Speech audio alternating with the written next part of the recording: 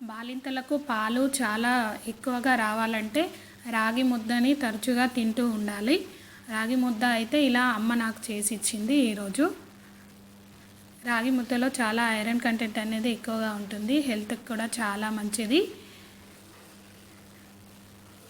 బాలింతలకైతే bones density అనేది తగ్గుతుంది milk తాగడం వల్ల. కాబట్టి బేబీస్ మనము ఈ రాగి ముద్దని అప్పుడప్పుడు తింటూ ఉండాలి.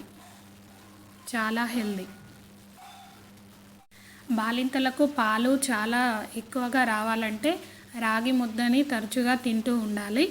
రాగి ముద్ద అయితే ఇలా అమ్మ నాకు చేసి ఇచ్చింది ఈరోజు.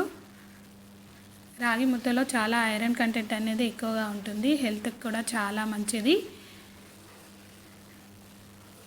బాలింతలకైతే బోన్స్ డెన్సిటీ అనేది తగ్గుతుంది మిల్క్ తాగడం వల్ల. కాబట్టి బేబీస్ మనము ఈ